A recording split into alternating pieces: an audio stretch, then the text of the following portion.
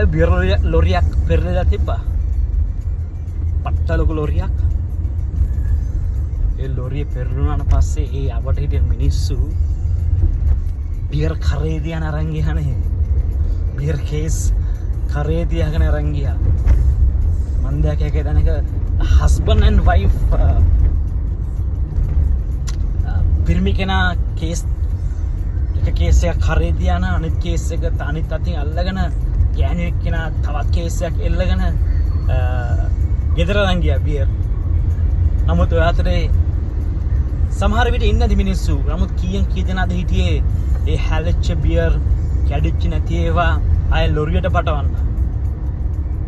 ගොඩක් හිටියේ මිනිස්සු බියර් අරන් යන්න. ගොඩක් හිටියේ මිනිස්සු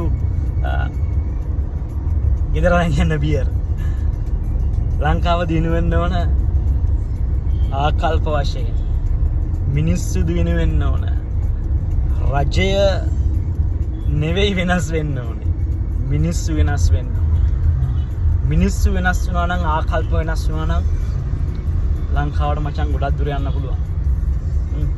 නමුත් unfortunately මිනිස්සු නෙවෙයි වෙනස් වෙලා තියෙන්නේ. පවතින රජයන් විතරයි. ඒකට JVP ආවත් චන්ද්‍රිකාගේ ආණ්ඩුව ආවත් මෛත්‍රීපාලගේ ආණ්ඩුව ආවත් ඕක ඔච්චර තමයි මචං. ඔකේ වෙනස් වෙන දිනු වෙන තැනක් නැහැ. වෙනස් වෙන දෙයක් නැහැ. මිනිස්සුන්ගේ ආකල්ප දිනු වෙන්න ඕන.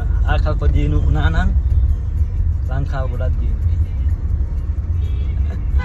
මිනිස්සුන්ට තේරෙන්න ඕන මචං තව මිනිස්සෙක්ගේ දුක වේදනාව. තව කෙනෙක්ගේ ඒ අහිමිවීම මිනිස්සුන්ට තේරෙන්න ඕන. තව කෙනෙක්ගේ දුක මිනිස්සුන්ට තේරෙන්න ඕන. එහෙම තේරෙන පිරිසක් ඉන්නවා මම නෑ කියන්නේ. නමුත් බොහොම සුළුතරයකට විතරයි ඒක තේරෙන්නේ. බහුතරයකට අනිත් මිනිස්යාගේ වේදනාව තේරෙනවා අඩුයි. අන්න ඒ නිසා තමයි රට රොහ වෙලා තියෙන්නේ. රජයත් වගේ කියන්න ඕන. නමුත් මිනිස්සු වගේ කියන්න ඕන. අපිම වගේ කියන්න ඕන. අපේ පරම්පරාවල් වගේ කියන්න ඕන.